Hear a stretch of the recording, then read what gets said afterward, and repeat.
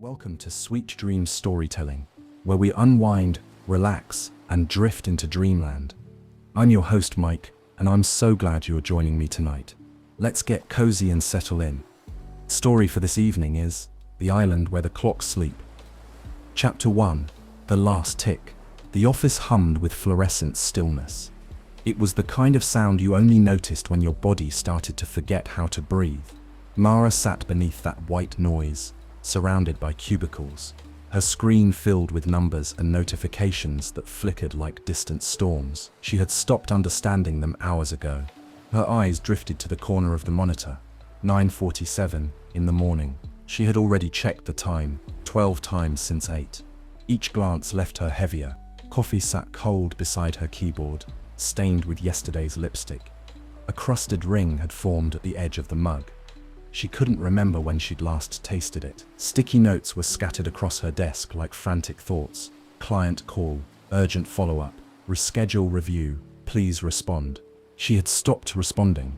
The world outside the window looked washed out. Pale grey sky, a blur of umbrellas and jackets below. Cars moved like insects in a rain puddle. A woman in a red scarf hurried across the street and was gone. Everyone always seemed to be late for something. Her fingers reached into the drawer without thinking and pulled out her old wristwatch, the one with the leather strap and the cracked face. Its hands were frozen at 4:12, a gift from someone she used to love. She hadn't worn it in over a year, but it still lived in her drawer like an old regret. She turned it over in her palm. It didn't tick. It hadn't in a long time. Her chest felt tight, not with panic, just with the slow pressure of being alive in a way that didn't feel like living. And then, without ceremony or decision, she stood. She didn't pack up her things, didn't send a message, didn't say goodbye. She walked past the conference room where her team was already gathering. No one looked up, no one noticed. Down the elevator, out into the misting rain. The drizzle clung to her hair, her coat. She didn't open her umbrella. The city smelled like wet pavement and overworked engines. She kept walking, past shops and blinking signs and doorways that all seemed to breathe stress. A dry cleaner, a dentist, a bakery. She stopped. The bakery's sign was hand-painted, a soft curve of letters with ivy curling around the frame. Inside, the air looked warm. Through the glass, she could see a woman kneading dough slowly, her movements unhurried, rhythmic. A bell above the door rang as someone entered. And then she saw it, tucked under a bench outside the shop, damp but intact. A flyer. She bent to pick it up. The paper was soft from the rain, but the words were still legible. The island where the clocks sleep. No schedules, no deadlines, just rest. Leave time behind. We'll be waiting. There was no website, no number, just an address, and beneath it, a small drawing of a clock with no hands. Peaceful, still. Mara read it again. Then she folded the flyer carefully, tucked it into her coat pocket, and began walking once more. She didn't know where she was going yet, but she knew it wasn't back. Chapter 2, The Ticket with No Time. The flyer dried slowly on Mara's kitchen counter, its ink curling at the edges, the words slightly smudged from the rain. She'd carried it home pressed between the pages of a forgotten novel she'd pulled from a street library box, The Art of Stillness. A coincidence, maybe, but coincidences had begun to feel less random lately. The address on the flyer led her to a travel agency she had never noticed before, Wayfarer's End. It was tucked between a boarded-up shoe repair shop and a florist whose window overflowed with jasmine and eucalyptus. The bell above the door chimed softly as she entered, though there was no breeze. The space was quiet and warm, with old maps lining the walls and the scent of cedar in the air. No digital displays, no chirping monitors, just a single desk, behind which sat a man in a linen shirt, scribbling notes in a leather-bound journal. He looked up when Mara entered, not startled, not hurried, just aware. Present. Welcome, he said simply. She hesitated. Is this where I can find out about the island? His eyes crinkled at the corners, as if he'd been expecting her. He closed the journal and stood, walking to a small wooden filing cabinet. He opened a drawer, labeled simply Departure. Most people don't find us on purpose, he said, retrieving a small envelope. But then again, most people who need the island aren't looking with their eyes. Mara opened the envelope. Inside was a single slip of paper, ivory-toned, embossed with a map, so faint it was almost invisible. No dates, no departure time, just the word, "Vessel departs when you are ready. No return scheduled." She looked up. "That's it. There's no ticket." "You won't need one. Just show up at the dock with nothing that ticks." Mara gave a short, uncertain laugh. "That's poetic." "It's practical," he replied, then nodded toward her wrist. "You're still wearing time." She glanced down. Somehow, in the haze of the day, she had put the broken watch back on. She hadn't even realized. She unbuckled it slowly and laid it on the counter. "Keep it," he said. "We take nothing from you." She held the watch a moment longer before slipping it into her coat pocket instead. The man didn't press her. "What's the island really like?" she asked. He paused, considering. "It's a place you remember how to be. That's the best I can tell you." She left with no receipt, no confirmation email, just the map pressed into her palm and the sense that something inside her had shifted subtly, like the turning of a tide. Back home, Mara packed lightly. No laptop, no planner, no charger. She stared at her phone, thumb hovering over the screen. She wanted to text someone, anyone, but realized she didn't know who she'd call or what she'd say. "I'm going to an island that doesn't believe in clocks," sounded like a cry for help, or maybe freedom. She placed the phone in a drawer and closed it. For the first time in years, she left her apartment without checking the weather, without locking her schedule behind her.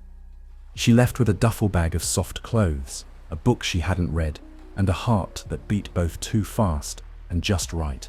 The cab driver didn't ask questions when she said simply, "The ferry terminal."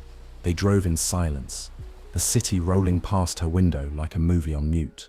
The terminal itself was quieter than she expected. No ticket booths, no departure screens. Just one small boat docked at the edge of a long, weathered pier. The name painted on its side was half faded, but legible. Somnus. There was no line, only a woman with silver hair and a coat the color of sand, standing at the gangway. "You made it," she said softly, as if greeting someone who had just come out of a long sleep. Mara didn't ask how she knew her. She just stepped aboard. As the boat pulled away from the dock, Mara looked back at the city, its skyline sharp and buzzing, a cage made of glass and time. She didn't feel regret, not yet, just a quiet unraveling, a loosening of the knot that had tied her so tightly to a life she no longer wanted. The woman handed her a warm drink in a clay mug. Chamomile and honey. No words, just a kind smile and a hand resting gently on her shoulder. The sky grew paler as the boat glided across the water. Time already was beginning to lose its shape. Chapter 3. The Crossing. The boat moved with a silence Mara hadn't known boats could have. No rumbling engine, no metallic shuddering, just the rhythmic sigh of water parting, the occasional creak of wood, and the whisper of wind tugging gently at the canvas canopy above. She sat near the bow, her duffel bag tucked at her feet, the clay mug still warm between her palms. The tea was subtly sweet, the kind of flavor that lingers more in memory than on the tongue. Across from her sat the silver-haired woman, hands folded neatly in her lap. She hadn't spoken since boarding. She didn't need to. Mara turned her gaze to the water.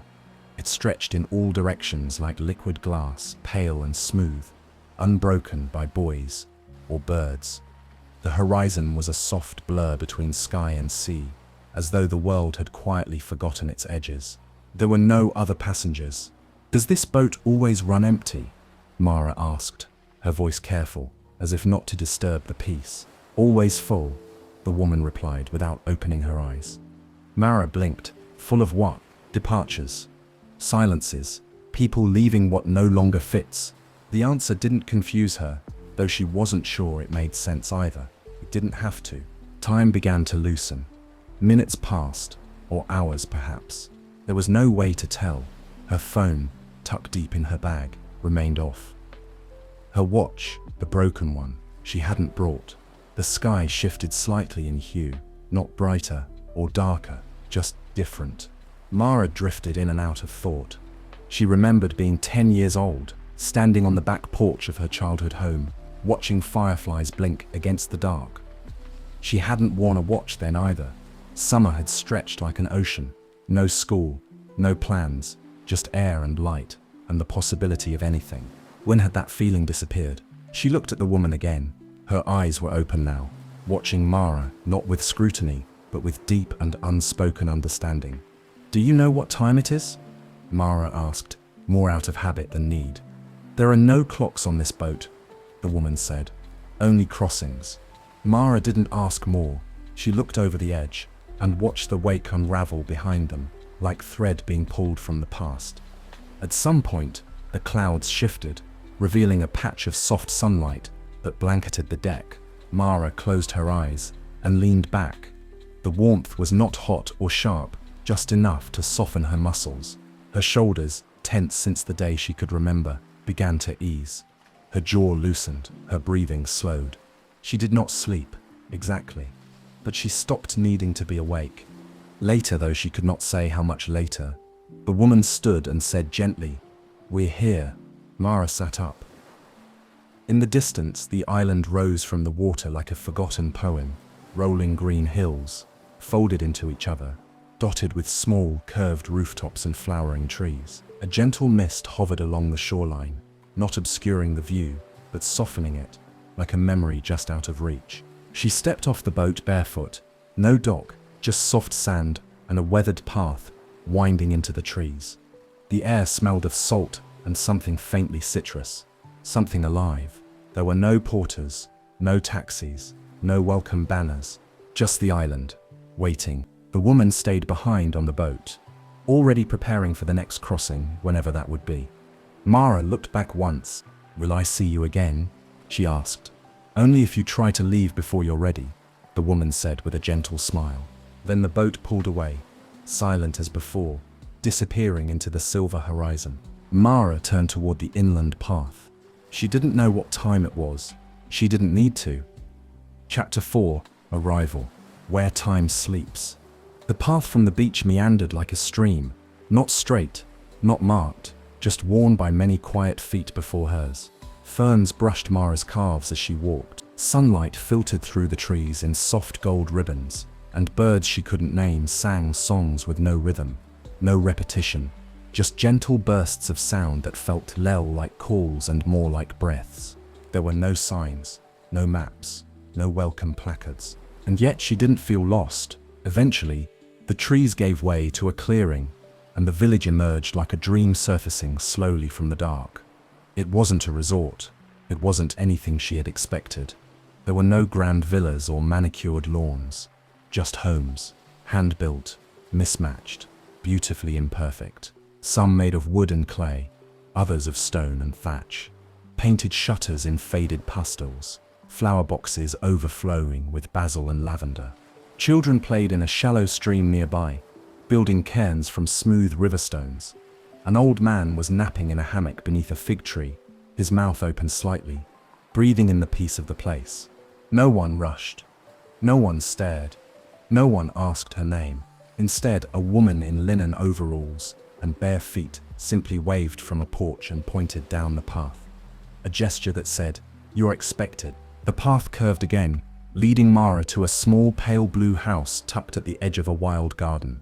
Vines crawled up the sides, and soft bells tinkled in the breeze from the awning. The door was open. Inside, the air was cool and faintly scented with sage. A note sat on a small wooden table by the door. "Mara, welcome. This is your space for as long as you need it.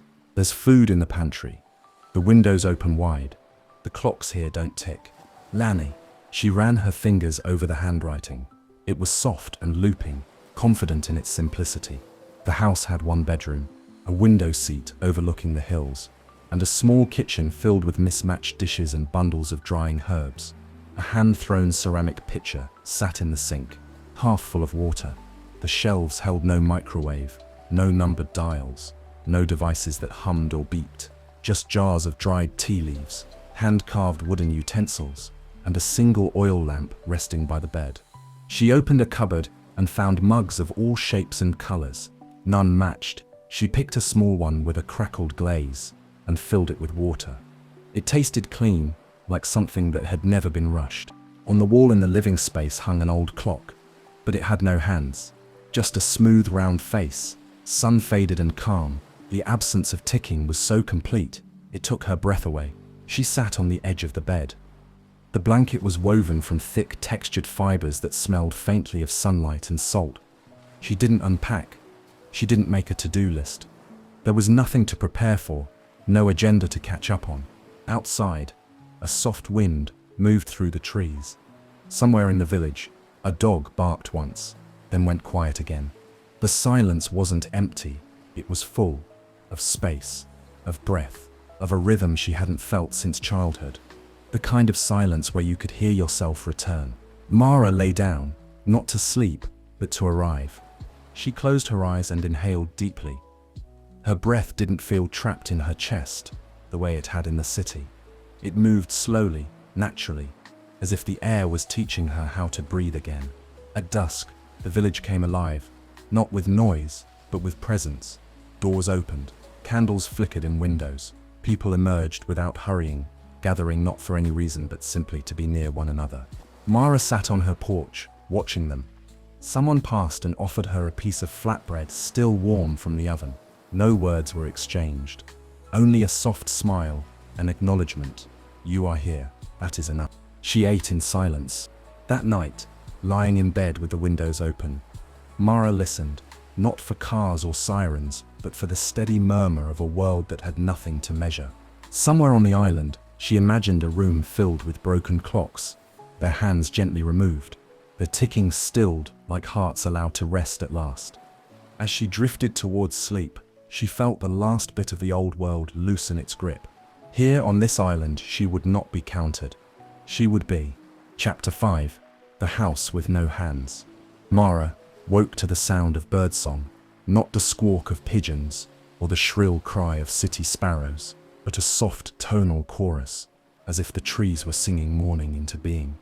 The room was pale with light, a drowsy gold pooling across the wooden floorboards. No alarm had sounded, no phone had buzzed on the nightstand. There was no nightstand. She had slept until sleep had finished with her. She hadn't done that in, she didn't know, years, probably, maybe longer. For a moment, she panicked.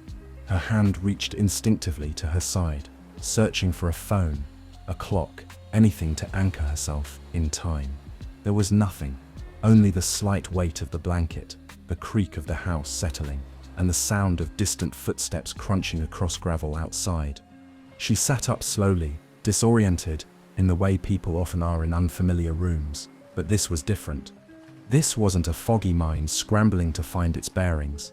This was something stranger, quieter, her brain reaching for a rhythm that no longer existed. Time had vanished. The clock on the wall greeted her once again, round, wooden, pale. No numbers, no ticking hands, no moving parts. It was a face without expression, without demand. It didn't measure her. It didn't ask anything of her. She stared at it for a long while.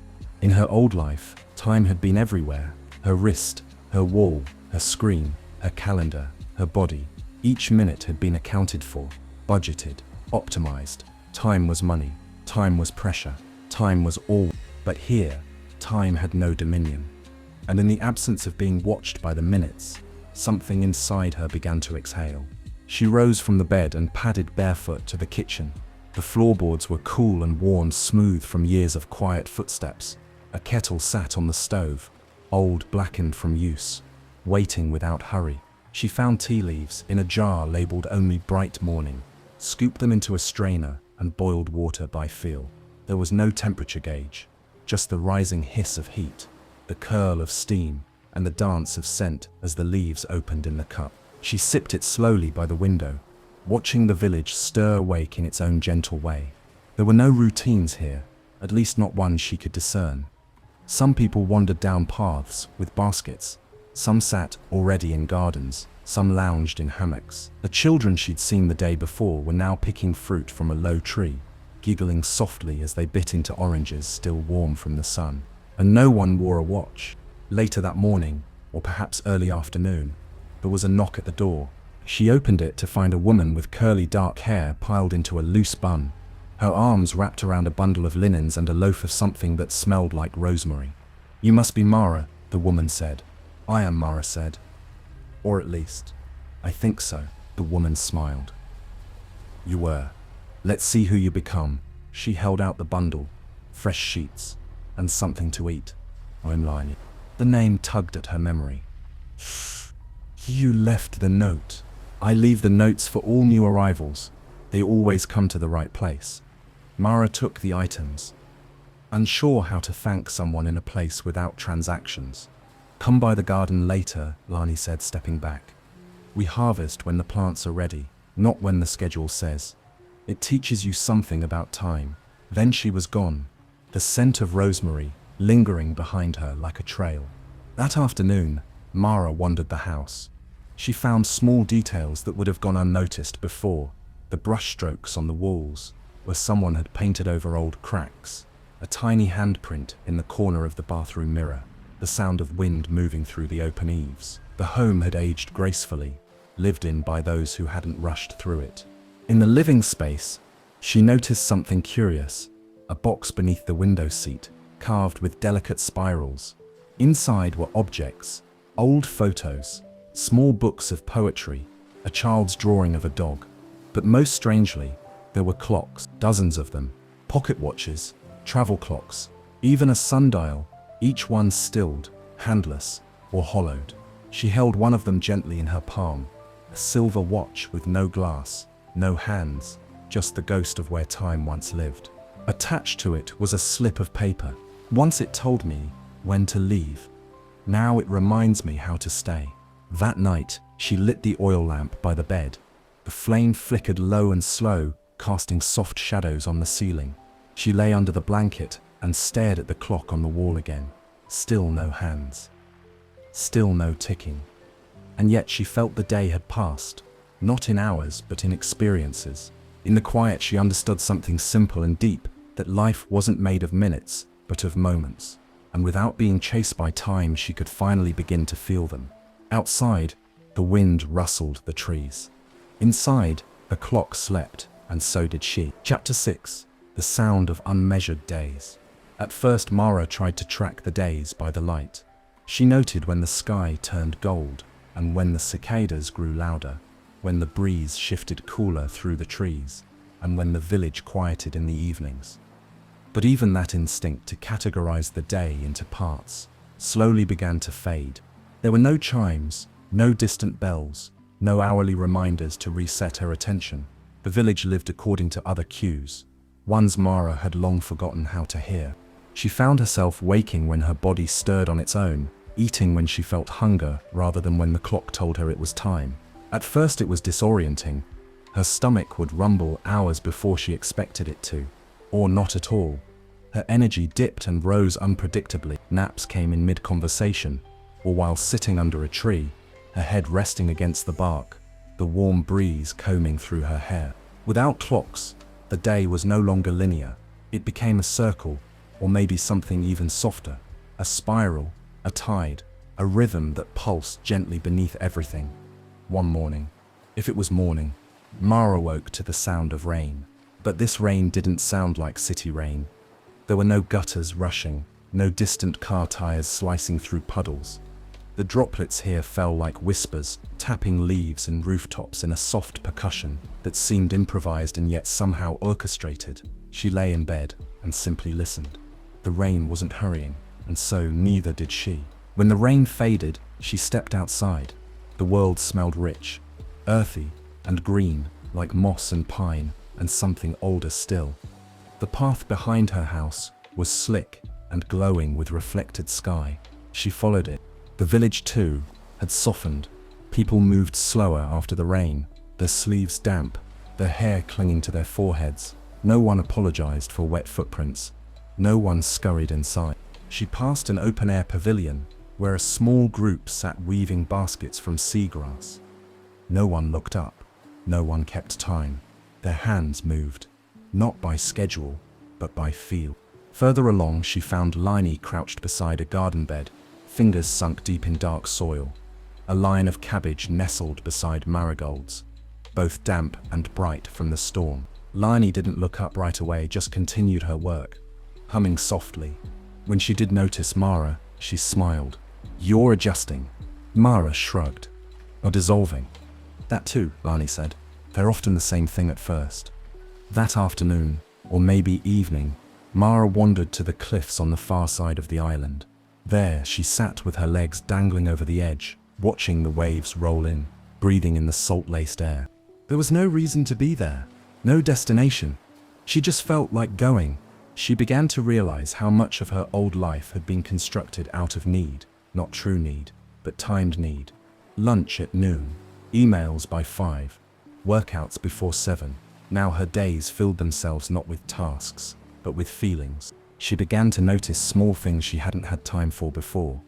The way sun warmed stone, the sigh of wind through long grass, the call of a bird that always came just after the rain. And in that stillness, she began to hear something new, something just beneath the silence. It was her own attention. It was sharper now, unfragmented. It no longer scrambled between tasks. It listened deeply. It stayed with what it saw: a butterfly, the rustle of fig leaves, the taste of fruit on her tongue. And she realized that without time, life was not less structured. It was just structured differently, by sensation, not measurement. That night, she returned to her house as stars began to bloom overhead, though she hadn't noticed the sun disappear. The transition had been so gradual, it felt like slipping into a dream. Inside, the oil lamp glowed softly. She made a simple meal: roasted vegetables, herbs, some fruit. She didn't time it. She watched, smelled, tasted. Her hands moved slowly, without the tight grip of urgency. She sat by the window to eat. Outside, a few villagers passed in the darkness. One of them sang a low, winding tune that seemed to have no beginning and no end. It looped gently into the night, a lullaby with no clock to count it. Mara listened. The song didn't tell her what time it was. It told her only this: you are here. This moment is enough. And for the first time since arriving, she believed it.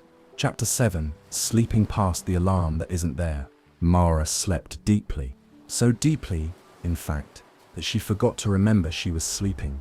There were no dreams she could recall, only darkness and warmth, and the sense of being gently cradled by something larger than her own body.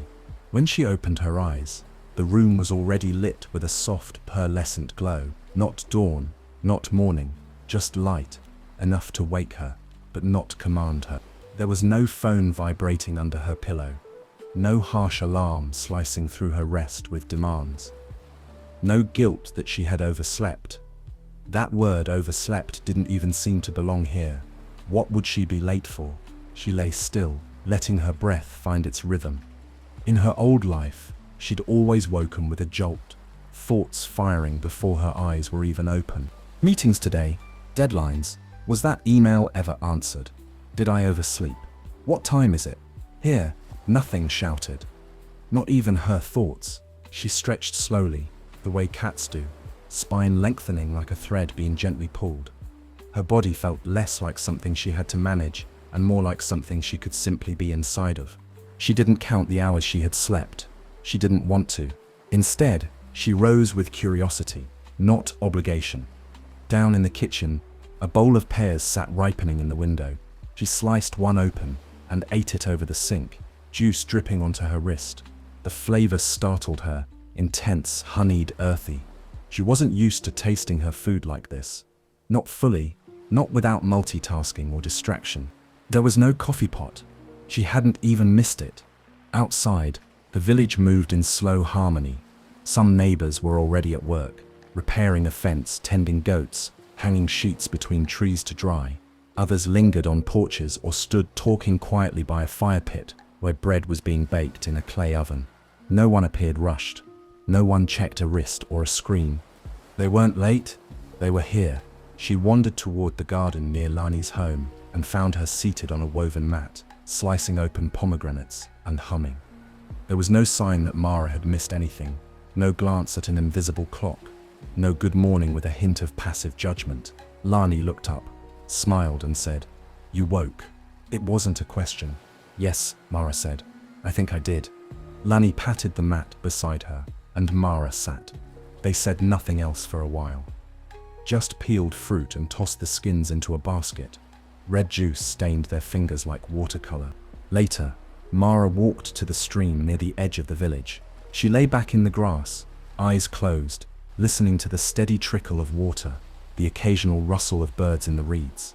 Sleep came again, this time like a sigh. She didn't fight it. There was no fear of wasting the day. No internal scolding, no need to push past drowsiness in the name of productivity. The island accepted her sleep, the way it accepted rain, naturally, as a part of things. She dreamed loosely, shapes, sensations, the brush of wind against skin, no alarms, no countdowns. When she woke, she had no idea how long she'd been lying there. But her mind felt open, like a room with the windows flung wide after a long winter. That evening, a villager named Theo invited her to join a group for stargazing on the southern cliffs. "If you're awake," he said with a grin. Not a request, not an appointment, an offering. She joined them barefoot, wrapped in a shawl, the grass cool beneath her toes. They lay in a circle, backs pressed to the earth, watching constellations unfold in slow choreography. No one named them. No one told stories. They just watched. A woman beside Mara began to snore lightly. No one laughed. No one nudged her awake. Sleep wasn't a breach of etiquette here. It was a return. That night, back in her house, Mara left the windows open again. The room filled with the sound of crickets and the scent of night-blooming jasmine. She climbed into bed without looking for a clock. She didn't ask herself what time it was. She asked herself, "How do I feel?" And the answer was simple, tired and safe. She slept until sleep let her go. Chapter 8: Cooking by Instinct. The kitchen was warm. Sunlight spilled across the counter like honey, pooling around bowls of fruit and bunches of herbs hanging to dry. Somewhere outside, someone was playing a wooden flute, and the notes drifted in like birdsong. Mara stood barefoot, staring at a pile of ingredients with no recipe, no cookbook, no timer. Lani had given her a simple task that morning: make lunch. That was it. No instructions, no prep sheet, no measuring spoons. Just a basket of fresh vegetables, a chunk of soft cheese wrapped in wax paper, a bowl of eggs still feather-dusted, and a jar of what Lani only called a good spice if the food feels sleepy. "What do I make?" Mara had asked, still clinging to the invisible scaffolding of steps, structure, approval. Lani had only shrugged. "What does it want to become?" And then she'd left, humming, off to tend bees, or string herbs, or do something else without urgency. Now, standing at the counter, Mara felt the familiar tightness in her chest, the desire to do it right, to not waste ingredients, to not embarrass herself, to follow some silent standard of performance that hovered even here, even on an island that had no clocks. She had always liked recipes, instructions. They gave her certainty. When life was too messy, too fast, too unpredictable, a recipe was a promise. If you follow the steps, the result will come. But what was she promised here? She picked up a tomato, still warm from the sun. Its skin was slightly cracked at the top, the flesh giving beneath her thumb. She bit into it without slicing. The juice ran down her chin, bright and sweet, more like fruit than vegetable. It didn't taste like the tomatoes back home, pale, watery, rushed through machines. This one had waited to ripen. It had waited until it felt ready. Mara smiled, wiped her chin with the back of her hand, and reached for a knife. She began chopping slowly, watching the shapes the vegetables naturally wanted to become. Carrots split into thin ribbons. Peppers fell into soft squares. She cracked eggs into a bowl and stirred with a wooden spoon, worn smooth by time, not design. She added pinches of salt, not measured, just felt. She sniffed herbs, let her fingers choose what belonged. Thyme, a little mint, something sharp and earthy she didn't know the name of, but wanted anyway. When she hesitated, she listened, not to a voice in her head telling her what to do, but to her body, her taste, her instinct. And when the oil in the pan hissed in response to her first handful of vegetables, she felt a thrill of recognition. Not success, not correctness, just connection. The meal came together like a conversation, not a performance. No applause needed. Just the sizzle of eggs setting, the soft crumble of cheese, the rising scent of garlic and greens. She plated the food and brought it out to the porch, where Lani was now weaving a basket with Theo, the quiet man Mara had met briefly during stargazing. They looked up as she arrived with the dish, and something subtle passed between them. Not praise, not expectation, just appreciation. Present. The three of them ate in silence. Not awkward silence, but nourishing silence. The kind that allowed you to fully taste. After the meal, Lani leaned back and said, "You didn't follow a recipe." "No," Mara said. "I don't even know what I made." Lani smiled. "That's usually when it tastes best." Later that day, Mara wandered back into the kitchen and found herself lingering. She touched the chipped edges of bowls, opened drawers just to see what lived inside. She found a bundle of old stained kitchen towels, and underneath them, a stack of cards. Not recipes. Exactly. More like memories. Each one had a few scribbled notes. Add lemon if you're grieving. Toast the bread until you can hear the crackle. Good for sharing when you don't know what to say.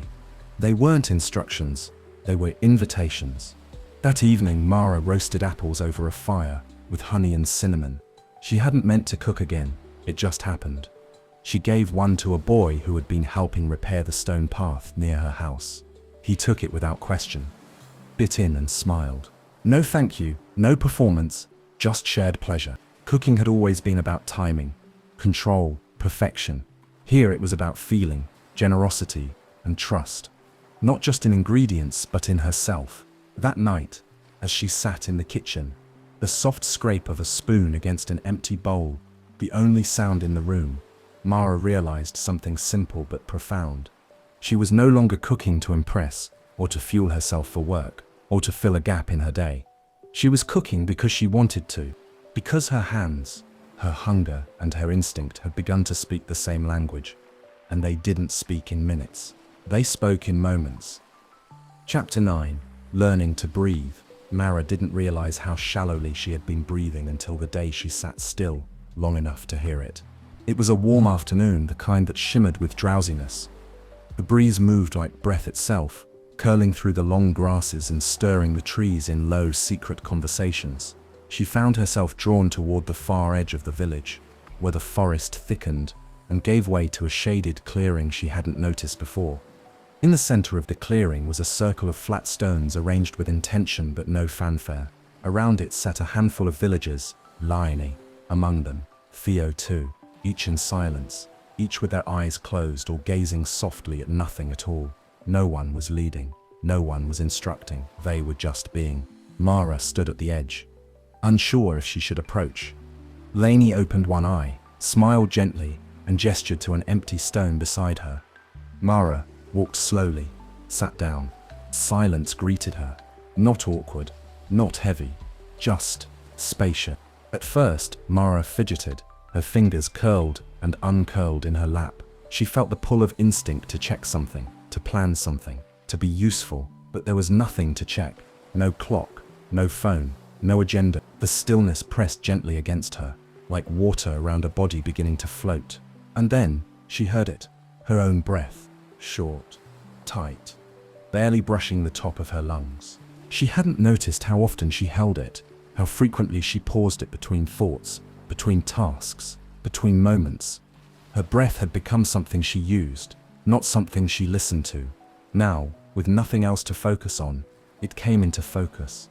She let it go, not with force, not with a technique, just a sigh, then another. She inhaled deeper, not because someone told her to, but because her body asked for it. And the breath came, hesitant at first, then fuller. It slipped into her ribs, it expanded her belly, it moved down into her back. A quiet undoing began. The group stayed there for what felt like both minutes and an entire afternoon. No one marked the time. A bird called once, then again, leaves rustled. Someone shifted slightly. And still, the circle held. Mara began to feel a pulse, not a heartbeat, but something more subtle. The rhythm of now, her breath matched it, moment by moment. She didn't try to meditate. She didn't try to be present. She simply sat and breathed. And when the group finally stood, it was without signal or announcement. People stretched, yawned, nodded to each other in quiet acknowledgement. Some wandered off down paths. Others stayed and began gathering herbs nearby. Lainey touched Mara's arm. "You're remembering?" "Remembering what?" Mara asked. "How to live inside your own lungs." That evening, Mara returned to her porch with a cup of warm tea and a blanket around her shoulders. She listened, not to anything in particular, just to everything at once.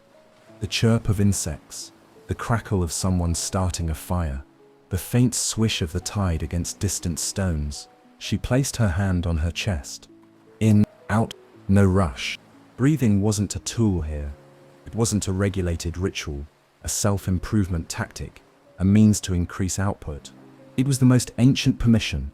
That night she lay on her back in bed, watching the shadows flicker on the ceiling. She had once read an article about how most people breathe from the chest, shallow, anxious, incomplete. But the deep breaths, the ones that filled the belly and swayed the whole body, those were the ones that signaled safety to the nervous system. "You are not in danger," they whispered. "You can rest." Moira hailed. Slowly, she felt the breath sink all the way down, like a tide washing over a long-forsaken shore. And as she exhaled, something wordless slipped away. She would still wake sometimes with old tension lodged in her spine. She would still catch herself holding her breath when startled or overwhelmed. But now, she noticed, and noticing was its own kind of grace. She was beginning to trust that her breath would always be there, beneath the noise, beneath the pressure, beneath the masks, waiting, patient. Enough. Chapter 10. Conversations without clocks. There were no scheduled meetups on the island, no coffee dates set for 3 p.m., no meetings squeezed between calendar blocks, no "let's catch up this weekend" promises pinned to invisible clocks. Here, people simply found one another when they were meant to. Paths crossed, eyes met, and something sparked, slowly and without push. Mara had always been a planner. Conversations in her old life were efficient, transactional, purposeful.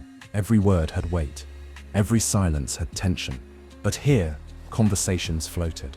They wandered, they rested, and they began without introductions. It started one morning when Mara passed Theo by the old fig tree near the garden. He was seated on a stone bench, whittling something from a piece of driftwood. She couldn't tell what yet. He didn't look up when she approached, nor did he speak first. But he didn't leave either. There was no expectation, no pressure to engage, just a space open enough for her to step into, if she wanted to.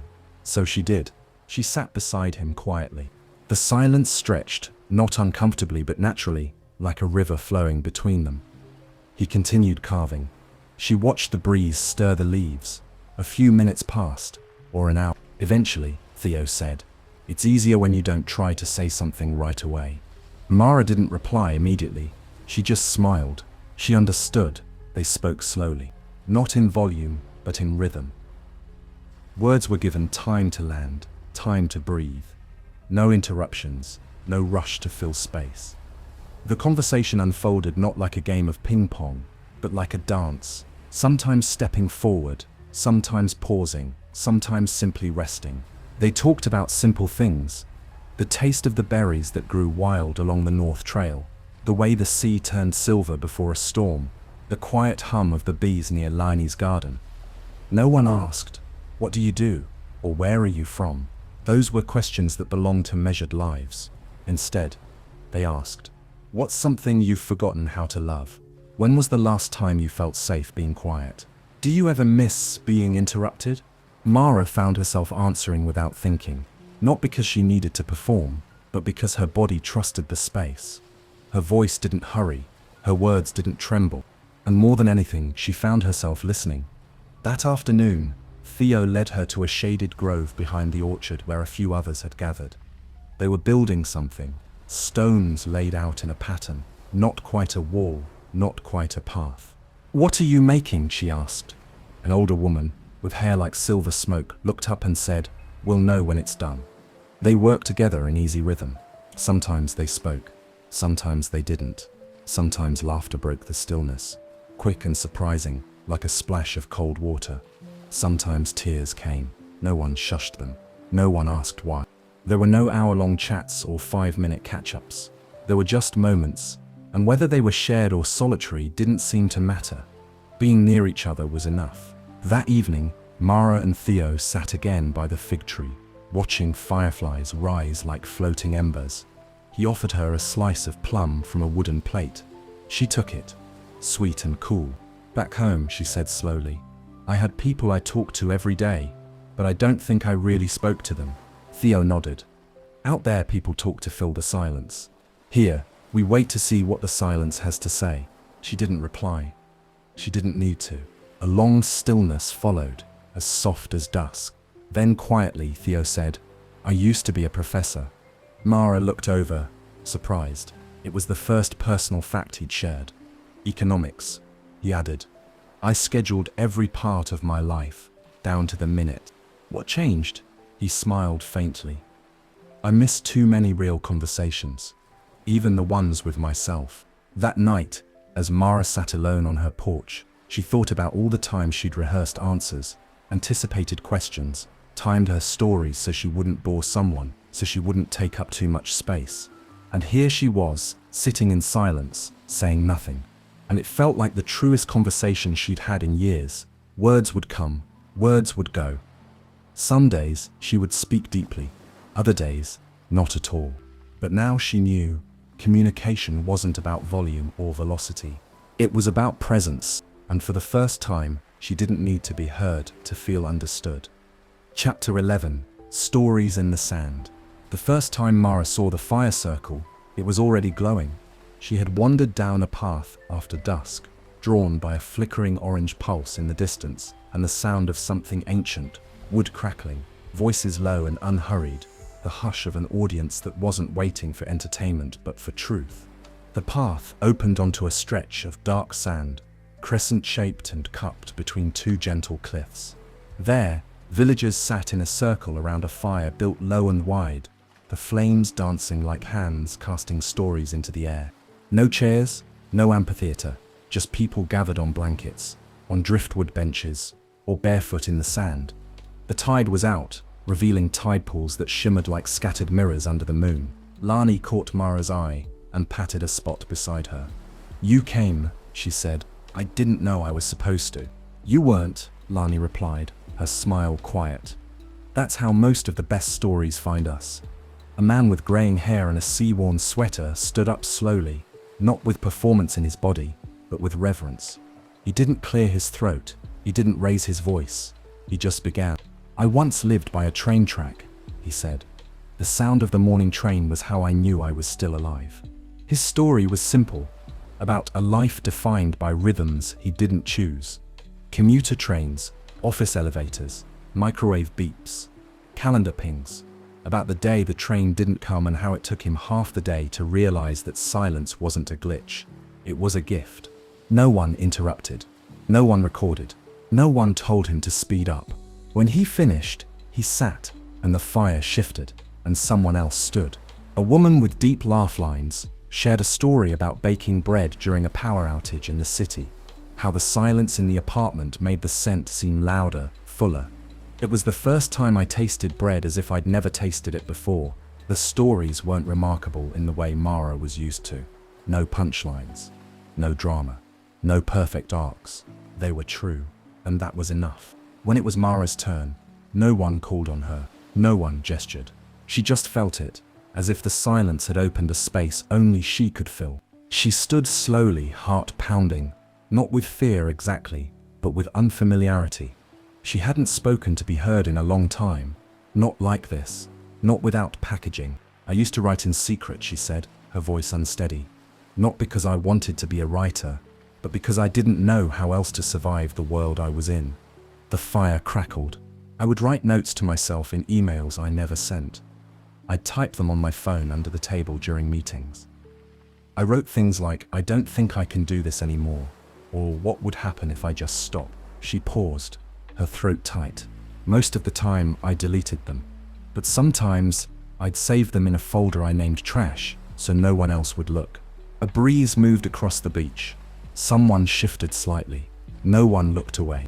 I guess I came here because I wanted to stop deleting things that mattered. And then she sat. No one clapped. No one patted her back. But the silence that followed was warm. Whole, it held her like a hand on the back of the neck. Gentle, steady, letting her know, "We heard you." After that night, Mara came back to the fire often. Not always to speak. Sometimes just to listen. Sometimes just to sit near the stories and feel them settling into the sand like roots. She learned that the circle wasn't about performance, it was about release. Some people shared dreams, some shared regrets, some didn't share at all, but traced patterns in the sand with their fingers, telling their story silently. Children told nonsense tales about fish who could fly, and trees that whispered gossip to the wind. And the adults listened to those stories with the same care as the rest, because imagination was honored here too. One evening, Mara found herself drawing in the sand after the fire died down. She wasn't thinking, her hand just moved. A spiral, a wave, a word, still. Theo passed behind her and glanced down. He didn't ask what it meant. He didn't need to. He just said, "It suits you." And then he was gone. As she walked home under the stars, Mara realized something surprising. She hadn't spoken that much in her old life. She had talked a lot at meetings, on calls and texts, in rushed conversations where she wasn't really heard and didn't really listen. But speaking, the kind that rises from the chest, unmeasured, unscripted, real, that was rare. And here on a beach, without clocks, without applause, she had found her voice again. Not for the world, for herself. Chapter 12, Letters to No One. It began with a drawer, a narrow one, tucked into a writing desk by the window in Mara's little blue house. She'd never really noticed it before. The desk itself was old, scratched, sun-bleached, the sort of wood that holds warmth. A sprig of dried rosemary had been tucked between two corners of the drawer, as if someone had left a blessing and forgotten about it. Inside there was a stack of blank paper, a fountain pen, and a folded note that simply read, "Write what won't leave you alone. L." She stared at the note for a long time, then she sat down. At first, the words came slowly. She wasn't sure who she was writing to. There was no dear, no address, no subject line. She didn't even date the page. She just began, "I'm not sure if I miss you, or if I miss the person I thought I could be when I was with you." She paused, surprised by her own honesty. Then, more came. There were so many things I wanted to say that I never did, because I didn't want to slow anyone down. I didn't want to ask too much. I didn't want to be inconvenient, but silence became its own kind of grief. The next day she wrote again, a new letter, no envelope, no name. "Today, I touched a tomato that was still warm from the sun. I didn't eat it, I just held it. It felt more alive than I did last year. The day after, if I could go back, I wouldn't say anything different, but I'd say it slower. I'd say it while looking you in the eyes." Mara didn't know if she was writing to her mother, or a lost friend, or a younger version of herself. It changed with each letter. The addressee was always absent, and that's what made it possible to be honest. There was freedom in the not sending. The paper didn't require politeness. The pages didn't flinch. There was no pressure to be coherent or clever, no need to finish the thought. Sometimes the sentences ended halfway. Sometimes they trailed into questions. When did we decide that urgency was more important than intimacy? Some letters were angry. She wrote one to her old boss, then burned it in the fire pit out back, watching the words curl into smoke. "I gave you everything I had, and you asked for more. I gave you my time, and you called it dedication. I gave you my sleep, and you called it commitment. I gave you my silence, and you called it gratitude." The wind carried the ashes away. She didn't feel vindicated. She felt clean. One day, she found Lani sitting on a stone wall, sewing a patch onto her apron. Mara sat beside her and asked, "Do people ever send their letters?" Lani looked up, eyes warm. "Sometimes," she said, "but usually they realize the letter wasn't for the other person." Mara nodded. "The letter," Lani continued, "is the conversation they never had with themselves." That evening, Mara returned to her desk and wrote again. I forgive you, and I'm learning how to forgive myself too. Not for being tired, not for breaking, but for waiting so long to notice. She folded the letter and placed it in the drawer with the others. The stack was growing, but she didn't count them. That wasn't the point. There was no goal, no completion, just a growing pile of things unburdened. One night, after writing in candlelight, she stepped outside and looked up at the stars. She whispered the closing line of her latest letter. If I had known I could write this to no one and still be healed, I would have started much earlier.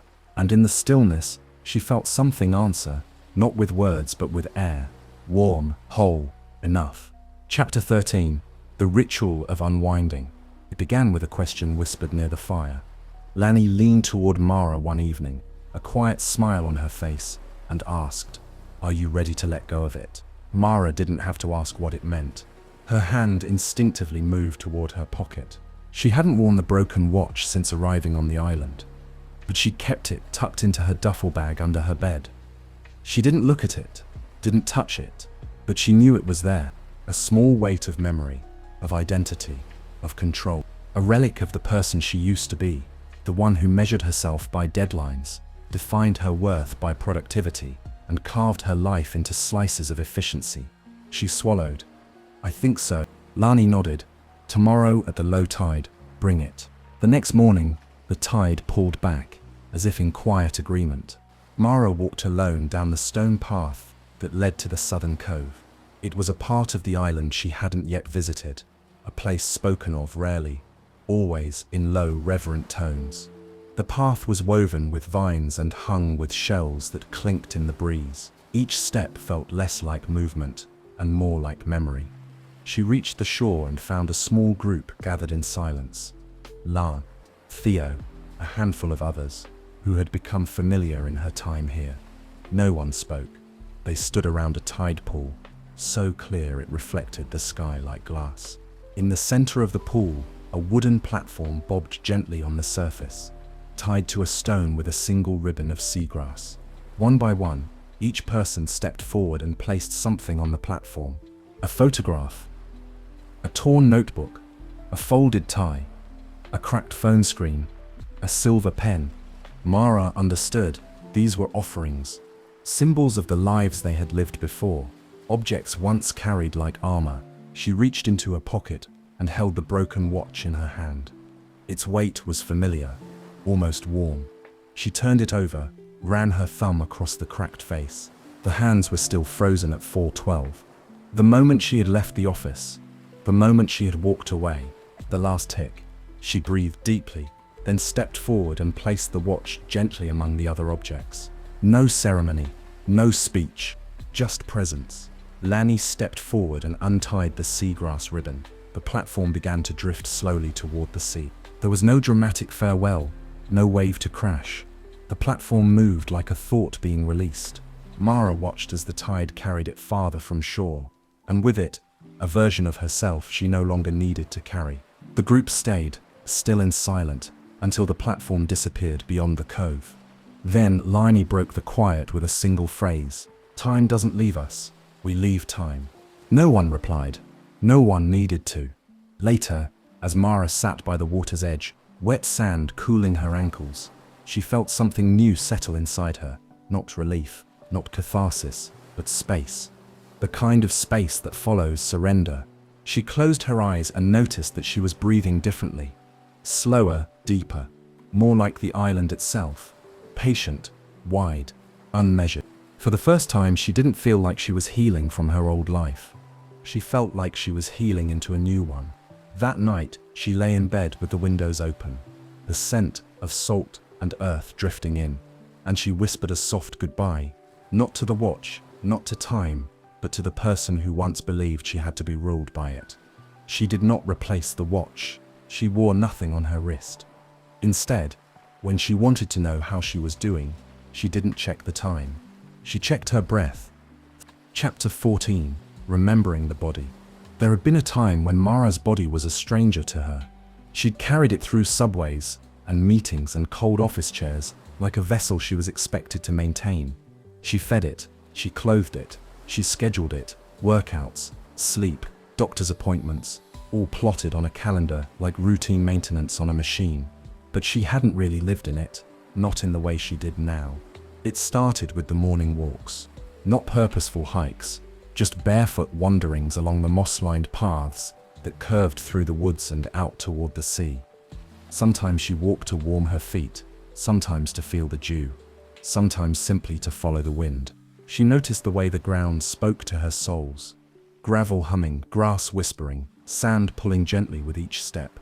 Her legs didn't march, they meandered. Her spine no longer stiffened under invisible pressure. Her shoulders stopped rounding toward the earth. They opened. She didn't track steps. She didn't count calories. She just moved. One day, she found herself watching a group of villagers gathered near the West Meadow. No one said what they were doing, but Mara could feel it, the pull of invitation. They stood in a loose circle, eyes closed, swaying slightly as music hummed softly from a small hand-crank record player resting in the grass. Lanny caught her gaze and lifted a hand. "Come." Mara hesitated, her first instinct to decline. She'd never liked dancing, not in public, not where she could be seen. Her body had always felt like an object under observation, not a thing she was allowed to express. But the circle wasn't watching, they weren't performing, they were remembering. So she stepped in and began to sway. It was awkward at first, her limbs stiff, her breath shallow. But then someone began to hum low, slow, wordless, and her hips responded before she could think. Her eyes closed, her arms floated. She moved the way trees do in wind, unsure of shape, but certain of rhythm. She danced, not to impress, not to sweat, not to burn or gain or lose. She danced to feel her body not as a task but as a home. And something in her began to settle, deeply. Afterward, someone passed her a piece of fruit and a cup of cold herbal tea. No applause, no comments, just shared silence. A woman with grey braids touched Mara's arm and said, "You're back in it now." "In what?" "Your body." That evening, Mara bathed in the river. The water was cool and clear, wrapping around her slowly like silk. She dipped beneath the surface, letting the world go quiet, letting the river hold her. She floated on her back, eyes to the fading sky, and thought about how many years she had treated her body like something to fix, something to drag behind her ambitions, something to sculpt or starve or silence. But not here. Here, she was not a mind with a body. She was one whole, moving, breathing self. That night, in bed, she lay completely still, not from tension, but from fullness. She ran her hands over her arms, her ribs, her chest, not to inspect, just to acknowledge. "I'm here," she whispered, and her body answered without words. A pulse, a breath, a weight in the bed. She no longer needed to track her health with charts or checklists. She could feel when she was hungry, when she was tired, when she needed stillness or touch or motion. She wasn't trying to get her body back. She was trying to remember she never left. Chapter 15. The Visit from the Past. The boat was never announced. No horn, no posted schedule, no waiting crowd. But sometimes, rarely, it came. Mira first noticed it from the cliff trail, the shimmer of something new cutting across the sea's surface, a slight disruption in the familiar pattern of waves. The island didn't often receive visitors. Most who came had arrived like she did, quietly, by instinct, by need. But this boat looked different, clean, upright, businesslike. And then she saw the person stepping off. It was Jenna. Of all the people who might have followed her, Mara hadn't expected her old co-worker. Jenna had been the last one she spoke to before she walked out of the office. The one who'd slipped her a worried look between meetings, who'd messaged her later that night with, "Are you okay? You just disappeared." They hadn't spoken since. Now Jenna stood on the dock in clean sneakers and a windbreaker, clutching a satchel that didn't belong in this place. Her hair was neatly pulled back. Her phone was in her hand. Mara didn't move toward her right away. She waited, watched, and then Jenna looked up. Their eyes met. Time faltered. They sat on a rock above the shore, sharing a thermos of tea Mara had brewed from dried lemon balm and mint. Jenna took slow sips, trying not to wrinkle her nose. "It's earthy," she said.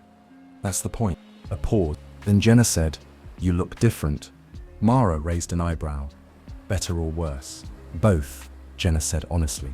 "Softer, calmer, and like you might float away if I blink." Mara smiled faintly. "I get that a lot here." Jenna explained how she'd found the island, kind of. There had been rumors, a friend of a friend, an odd travel agency with no email, no phone, a sense that Mara hadn't vanished, exactly, but had stepped sideways out of the life they both used to know. "I just needed to see it," Jenna said. "To see you." Mara looked out over the water. "And now that you have." Jenna hesitated. "I wanted to ask you something." Mara turned back. "Go on." "There's a position opening up at the foundation. It's not what you used to do. It's slower, remote, flexible, and Jenna caught herself. They could really use someone who gets both sides of the work. Mara felt the weight of the offer settle between them, like a pebble dropped in still water. "You came all this way," Mara said. Jenna nodded. "I appreciate it," Mara said honestly. "Truly." Then she looked down at her hands. No watch, no phone, just skin warmed by the sun. They didn't talk about money, or career ladders, or getting back on track. It wasn't that kind of conversation, but still, the offer lingered. A tether to the world Mara used to belong to. A reminder that life outside the island hadn't stopped when she left. There was a version of her, efficient, talented, reliable, that people still remembered, still wanted. That night, after Jenna had taken the boat back, her stay no longer than a few quiet hours, Mara walked to the water's edge and sat in the dark. The sea moved like breath. She asked herself not out loud, "Is it time? Am I ready to return?" But return to what? To tasks with built-in urgency, to conversations shaped by outcome, to days carved into obligations. Or could she bring something from here back there? She lay awake longer than usual that night, her body still and her mind full. It wasn't confusion. It wasn't fear. It was choice. For the first time, her past hadn't come to take her away. It had come to ask. Chapter 16. The Clockmaker's Cottage. The path to the cottage was barely marked. Lani had told her about it in passing, one afternoon while they hung herbs to dry in the warm stillness of late light. "There's someone you should meet," Lani had said. "He works with broken time." That was all. Mara waited days before she went, or perhaps hours. It was hard to know anymore. The sky had been soft when she left. That golden suspended kind of light the island held between one state and another. She followed the edge of the orchard, past a line of sleeping goats, and into a grove of crooked trees that felt like they grew in spirals. There, tucked between two stone outcroppings, was a cottage.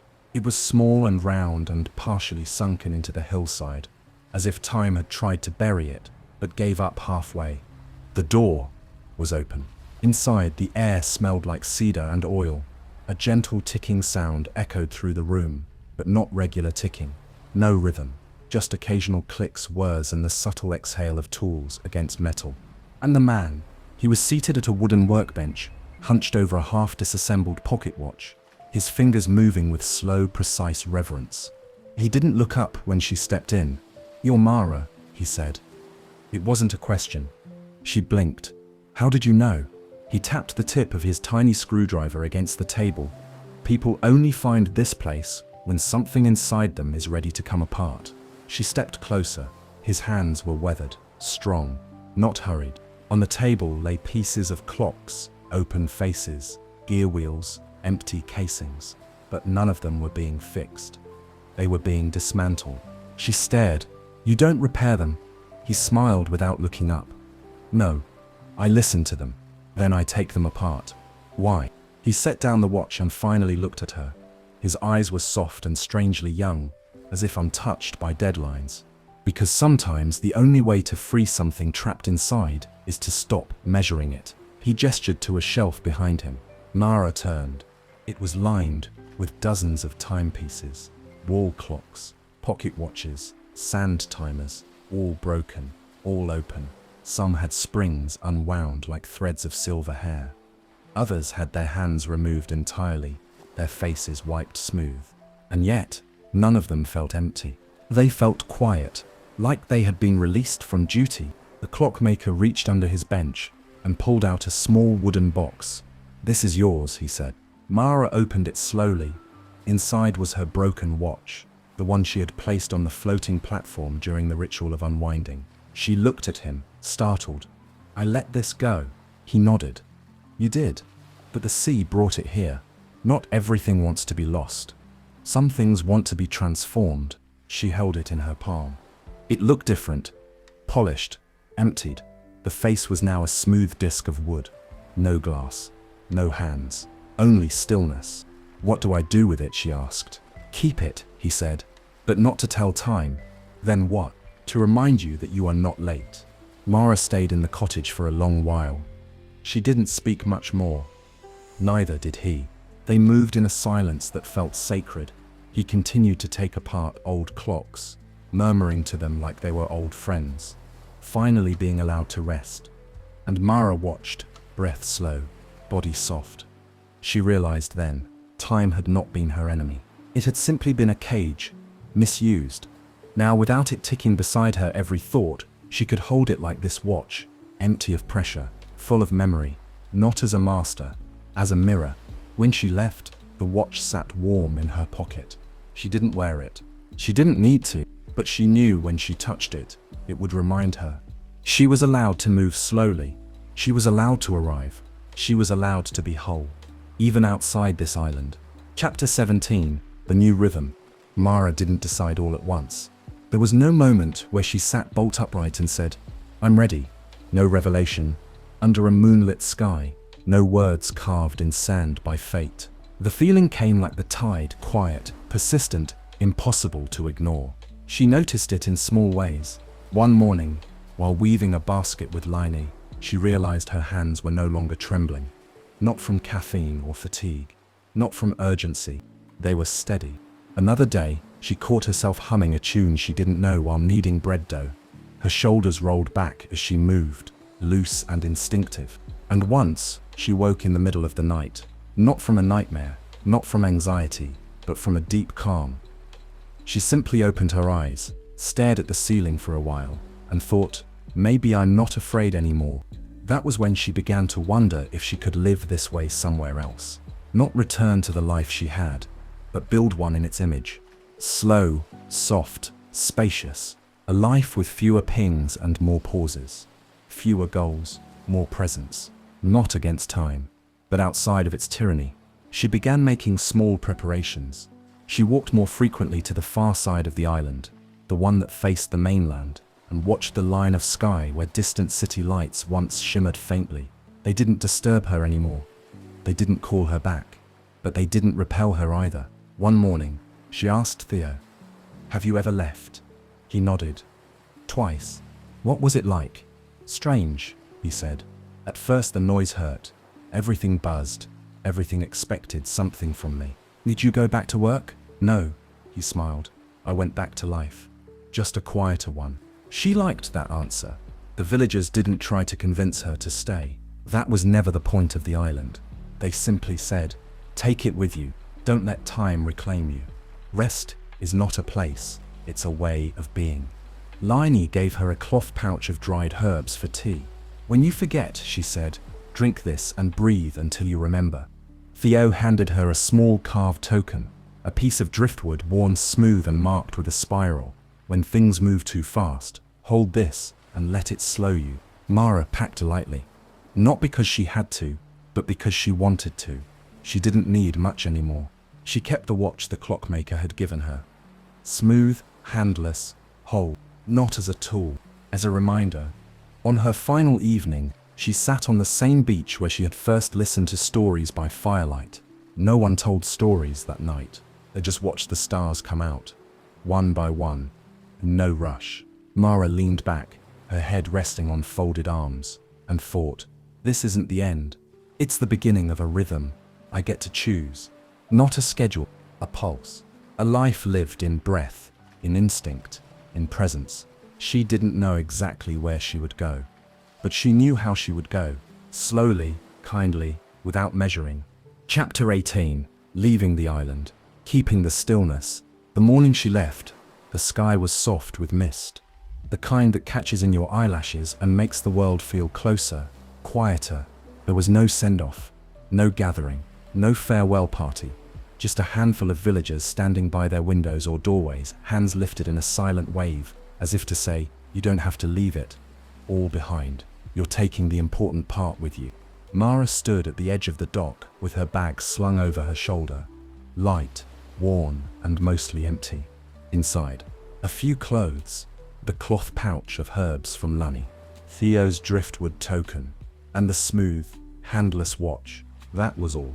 The same boat that had brought her now waited to take her back. The same quiet wood, the same silver lettering, faintly visible. Somnus. The same older woman stood on board, her silver hair pulled back into a loose braid. Mara stepped aboard without hesitation. She turned once, just once, and looked back at the island. It didn't feel like she was leaving. It felt like it would always be there somewhere just outside time, folded gently between the hours. The crossing was calm. The sea mirrored the sky. Mara sat on the same bench at the bow, her hands resting in her lap, not clenched, not busy, just present. The older woman sat across from her again. After a while, she spoke. You remembered how to be still, she said. Mara nodded. And how to listen. To what? Mara smiled. Everything. The boat reached the mainland quietly, unnoticed by the noise of the city just beyond the harbor. A few birds stirred. The fog had begun to lift. When Mara stepped off, no clock greeted her. No digital screen flashed her welcome. There was no fanfare, no time-stamped receipt of return. But she felt it, not a jolt, not a rupture. The world hadn't changed. But she had. The streets bustled. Horns blared. A bike bell rang. Someone swore into a phone. But Mara walked calmly. She didn't brace herself against the noise. She didn't rush. She found a small cafe on a side street and ordered tea. No phone, no watch, just the slow curl of steam rising in the morning air. When the server asked if she wanted the tea to go, she said, "No, I'll stay." Later that week, she bought a small apartment, not too big, just enough light, a window seat, a wooden desk. She filled the drawer with blank pages. She walked every day, without a destination. She didn't return to the office. She didn't take the job Jenna offered, but she sent her a letter, not an email. A real letter. It simply read, "Thank you for remembering me before I remembered myself. I'm building a new rhythm now, and it's enough." Mara still forgot. Sometimes, she still caught herself reaching for her phone too quickly. Still heard the old clock ticking in her mind when deadlines tried to whisper. But then she'd sit, or walk, or brew the tea Lani gave her, and the stillness would return. Not from the island, from within. She never told many people about the island. But when someone looked tired in a way she recognized, tired in the bones, in the soul, she would write something on a scrap of paper and slip it into their palm when the moment felt right. It always said the same thing. The island where the clocks sleep, leave time behind, will be waiting. The end. Thanks for spending this quiet time with me here at Sweet Dream Storytelling. Hope you're feeling relaxed, peaceful, and ready for a restful sleep. As we say goodnight, let the calm background music guide you gently into dreamland. Before you go, don't forget to like the video and subscribe. And until next time, rest well.